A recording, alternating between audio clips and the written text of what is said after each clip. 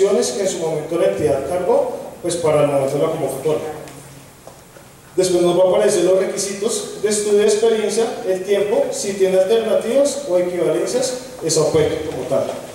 Nos va a aparecer la vacante, una información para dónde se ofertó, en este caso en Bogotá, el número de vacantes y el estado. Después nos va a mostrar un recuadro, que es la parte importante que es donde se va a hacer.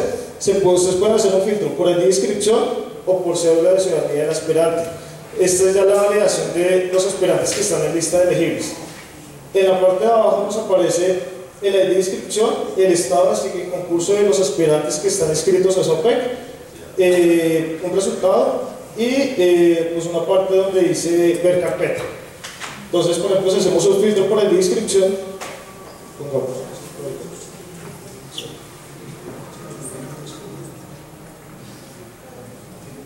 damos clic en buscar y nos aparece el registro del aspirante.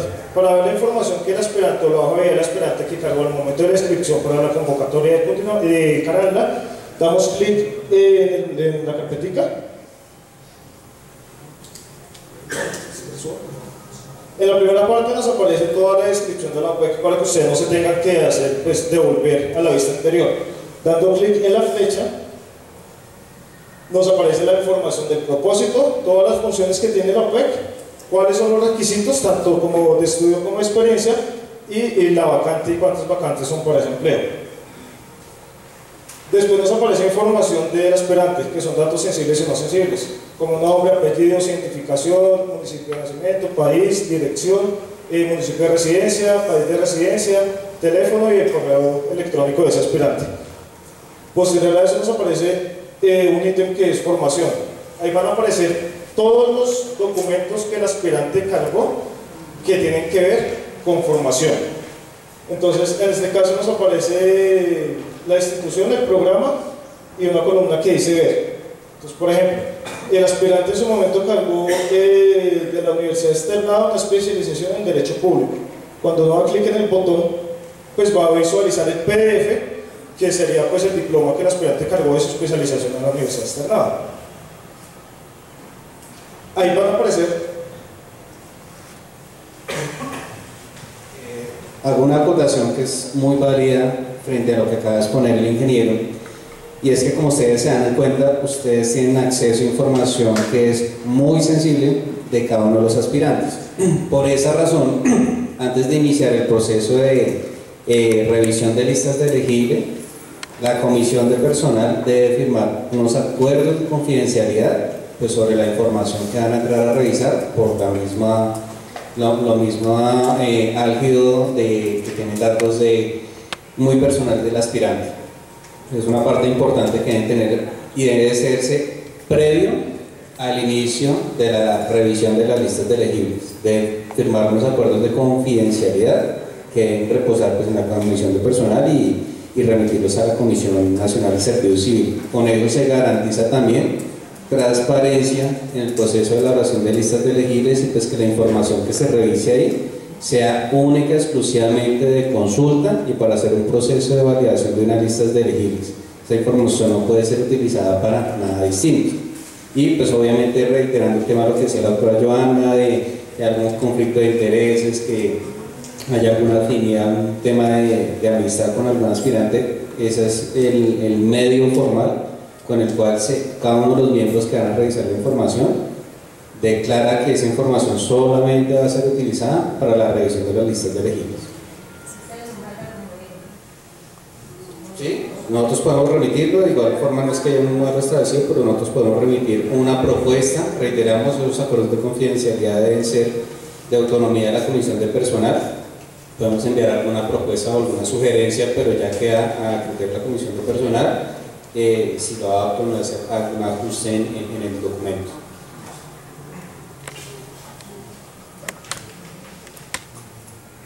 El mismo día que el gerente de la convocatoria, el doctor Henry, informe que ya se van a sacar la lista de elegibles, se va a enviar una base de datos de todos los aspirantes que están en lista de elegibles y de los folios que fueron tenidos en cuenta en la etapa de requisitos mínimos que la universidad le validó como folios válidos.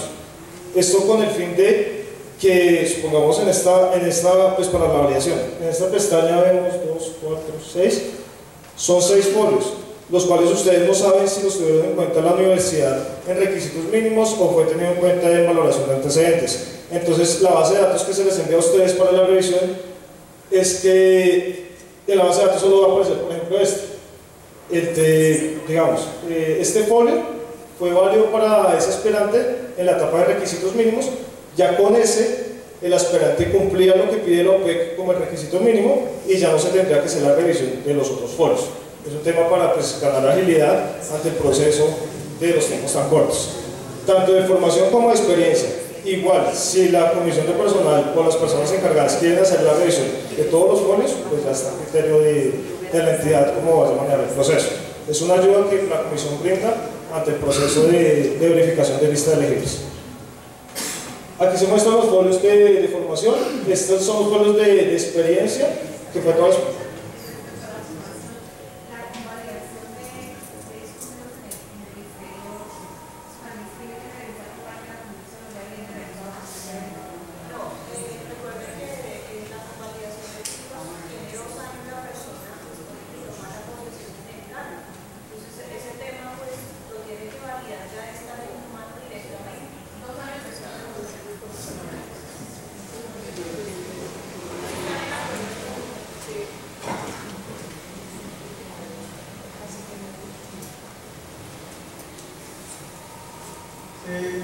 Supongo que documentos que la universidad haya rechazado o no haya tenido en cuenta, la comisión tampoco puede tenerlo en cuenta, o puede la comisión estar en ese conflicto de decir para nosotros si es válido.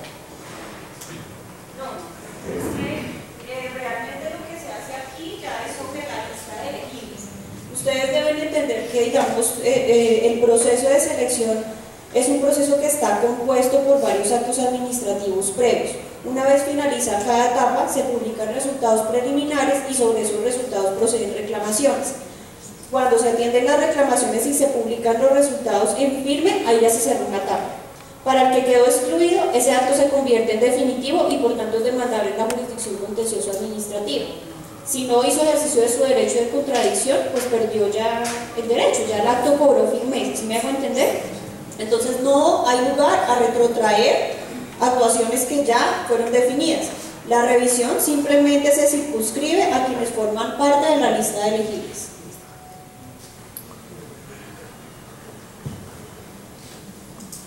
En esta página se muestra la experiencia que el aspirante aportó al momento de la inscripción en la convocatoria, lo cual aparece información como la empresa donde trabajó, el cargo que ocupó, la fecha de ingreso, fecha de salida y pues el tiempo que el aspirante diligenció cuando cargó su folio. Si damos clic en el botón de ver, pues nos aparece el certificado laboral que la persona aportó para ese registro como tal.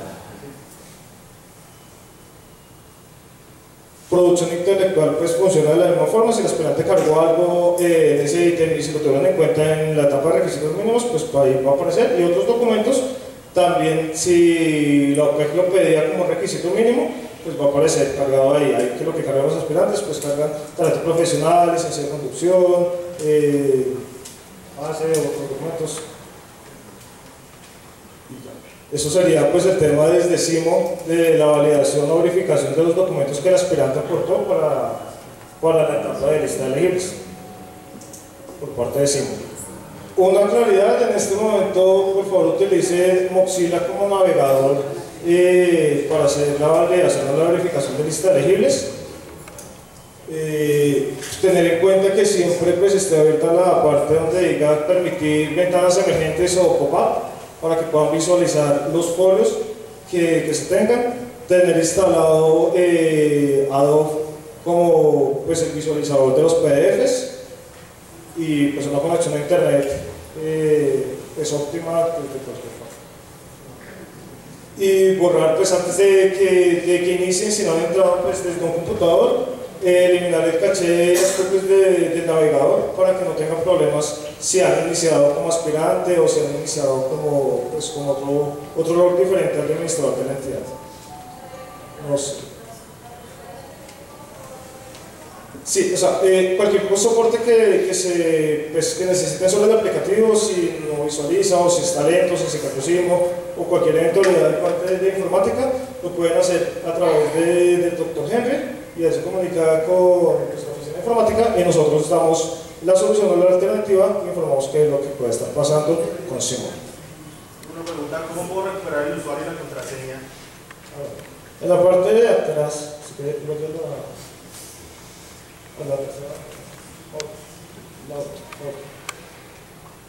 aquí hay una parte donde dice olvidó su contraseña.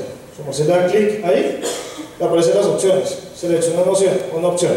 ¿La quiere recuperar por el usuario, por el correo que usted registró al momento de escribirse encima o por la cédula?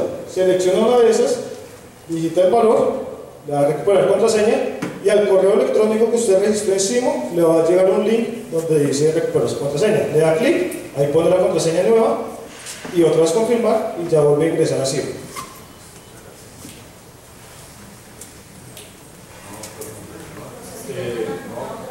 Perdón, complementario a la anterior pregunta, no podemos iniciar de ceros.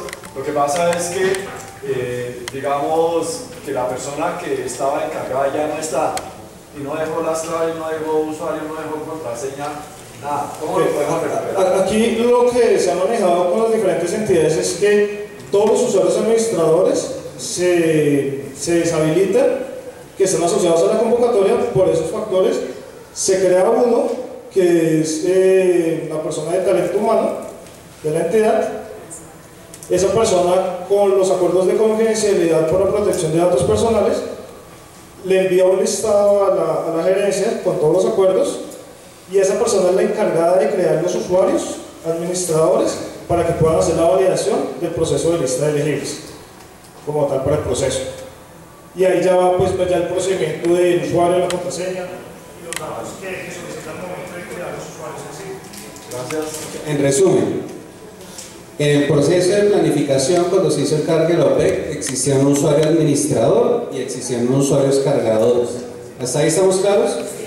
Con ese usuario administrador es el mismo con el cual puede crear los otros administradores que van a ser los miembros de la comisión de personal para que hagan la verificación.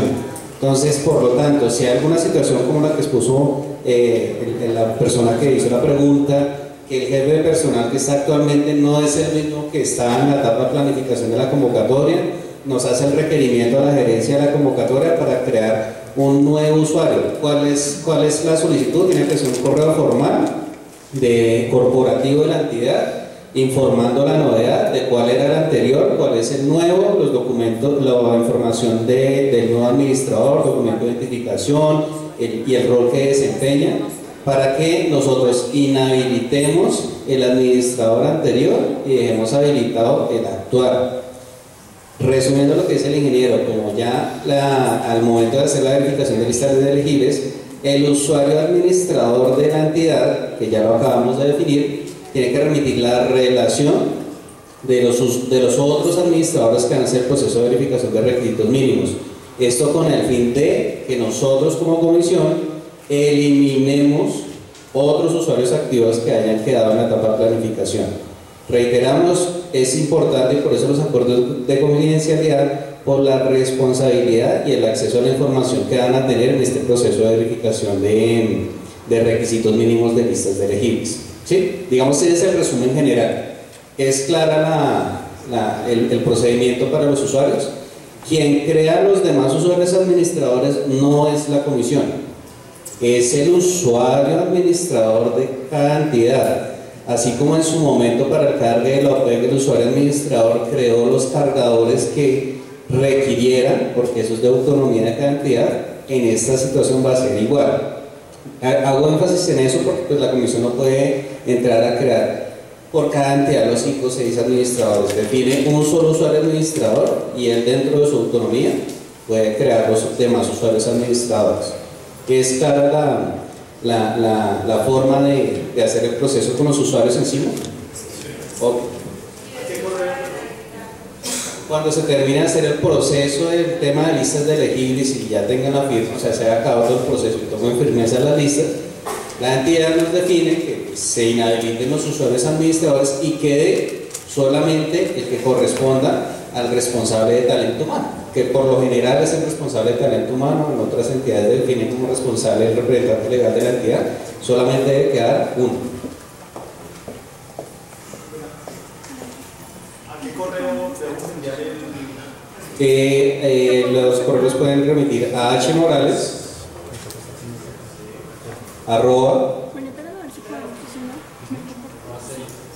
@cnsc.gov.co.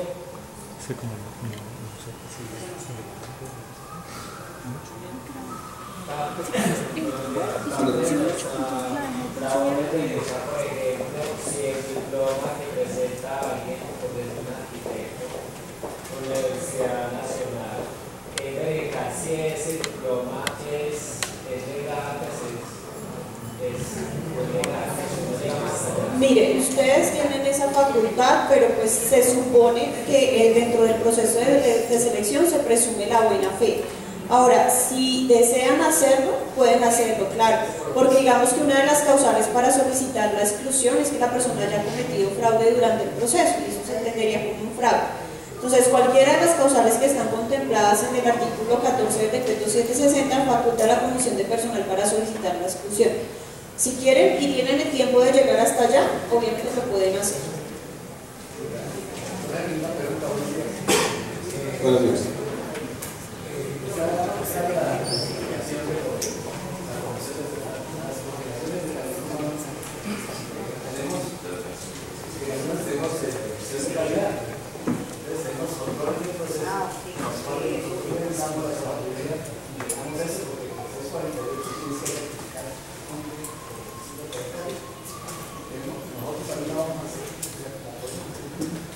Pues yo la verdad yo no entiendo muy bien la pregunta, porque la comisión de personal está conformada por 2 representantes de los trabajadores y 2 representantes de la entidad.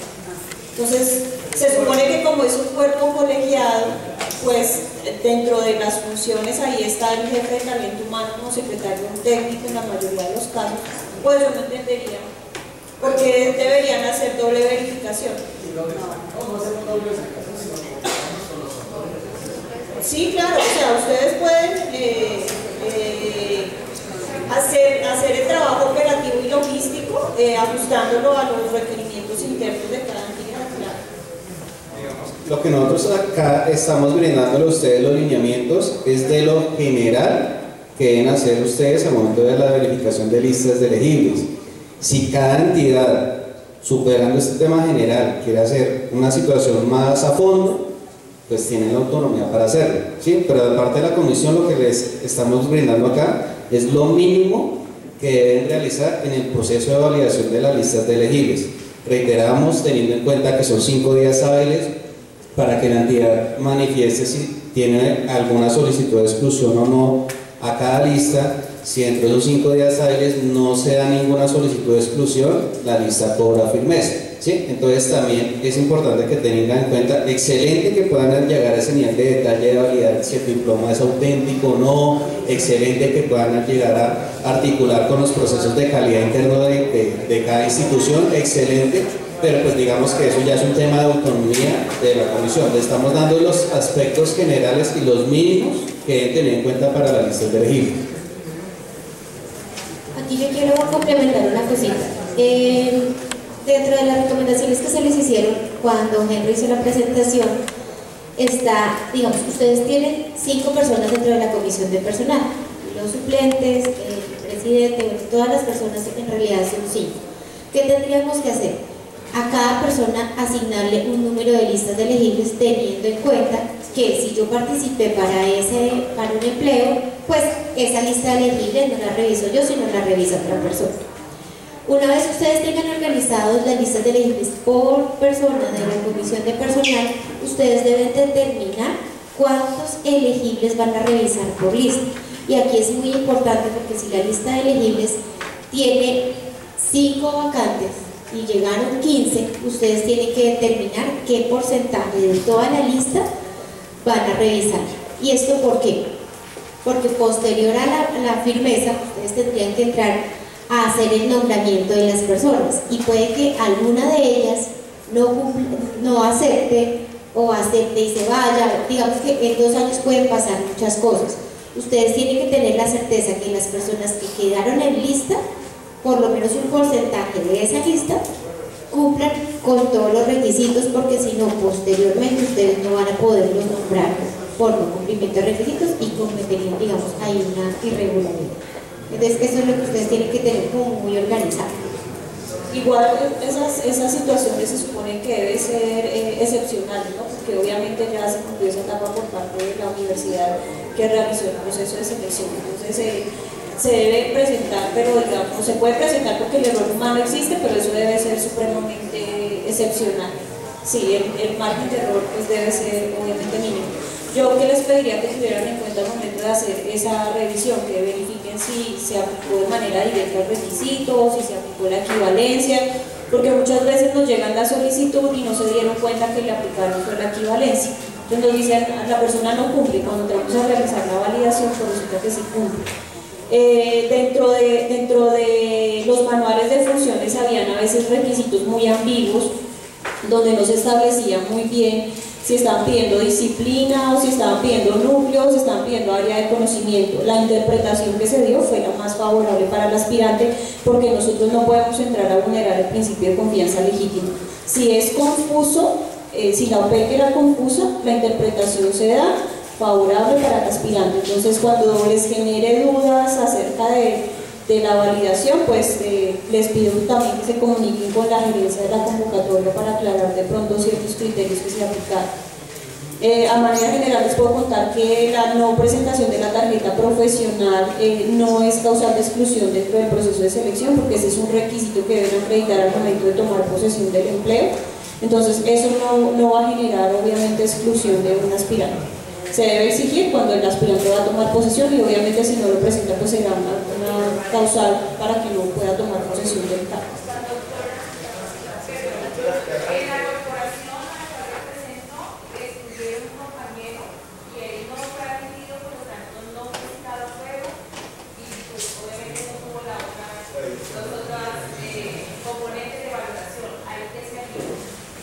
Pero no te entiendo, ¿la comisión de personal?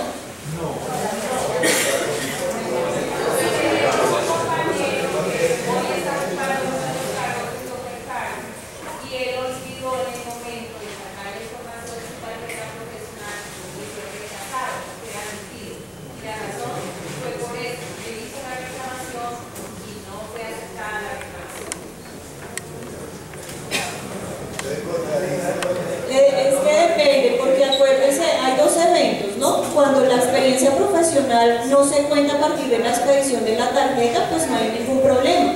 Pero cuando se trata del caso de ingenierías, por ejemplo, o de ciencias de la salud, yo obligatoriamente debo acreditar la tarjeta profesional, porque si no, no hay forma en que yo acredite experiencia profesional relacionada, porque esa experiencia se me cuenta únicamente a partir de la expedición de la tarjeta profesional. Entonces hay que mirar ya el caso particular para ver qué fue lo que sucedió con ese compañero, porque si es un ingeniero, requería presentar su matrícula, su tarjeta profesional.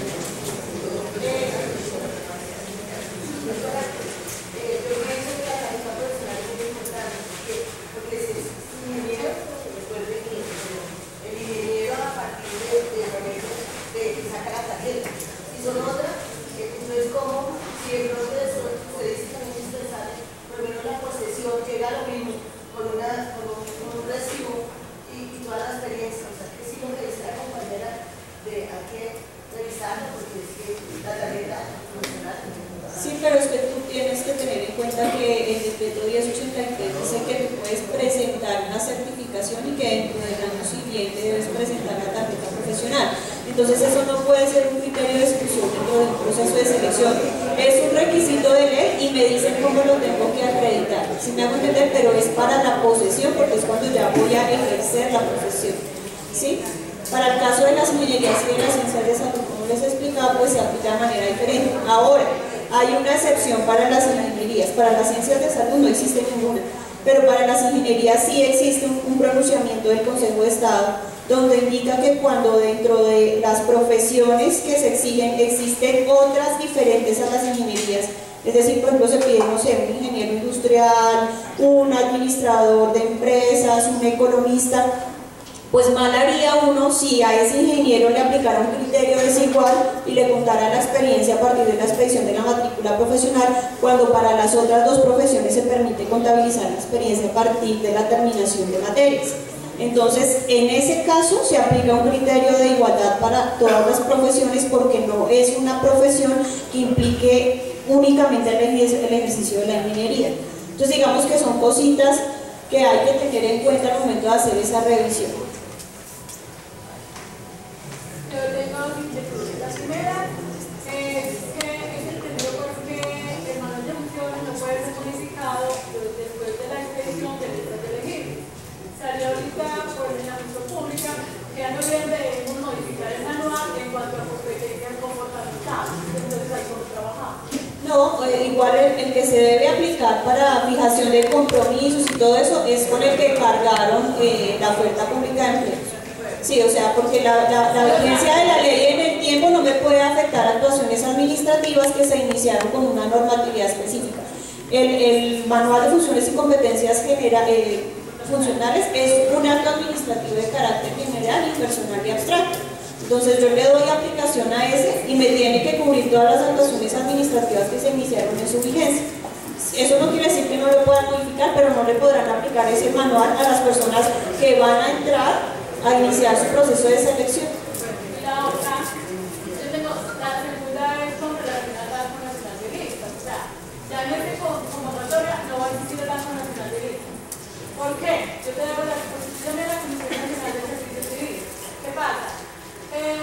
Salió un cargo, un profesional especializado, pues de sacar concurso de representación de. Resulta que ahorita en diciembre el mismo cargo, código, funciones, todo, sino que en diferentes plazas. Uno era en un municipio y el otro en otro municipio. Entonces yo en la comisión le pregunté que cuándo podría hacer uso de estas listas de elegibles para nombrar al segundo candidato que vendría en la lista, porque pasaron tres candidatos. Y en la comisión me dijeron que no podía, que simplemente, o sea, el cargo que oferté, porque ya, es que no es la misma plaza, es el mismo cargo, pero no es la misma plaza. No, yo creo que pues te brindaron una información, no sé, pero no, porque es que cuando yo digo que yo, o sea, lo que voy a proveer con las listas son los empleos convocados. Y el empleo está definido por el código, la denominación, el grado, el propósito y las funciones, independientemente de las vacantes. Una cosa es una vacante y otra cosa es un empleo. Obviamente yo sí puedo hacer uso de las listas de elegibles para los empleos convocados. Independientemente de dónde se encuentre la vacante, yo voy a hacer uso de las listas de elegibles. Claro, porque mira, Sí fue convocado por lo que te estoy explicando. Una cosa es una vacante, otra cosa es un empleo. El empleo me lo define código, grado, denominación, propósito, funciones, eso, competencias, eso me define el empleo. Es el mismo empleo, ella misma lo está diciendo. Lo que pasa es que está ubicado, es una vacante nueva. Una cosa es un empleo y otra cosa es una vacante. Yo para que no puedo hacer uso de listas para los empleos que no fueron convocados. Empleos no convocados, tengo que hacer una nueva convocatoria porque obviamente la ley me prohíbe hacer uso de listas para empleos equivalentes. Pero el mismo empleo que fue convocado, si se generan nuevas vacantes de ese empleo, yo puedo hacer uso de listas. Por eso, o sea, el empleo que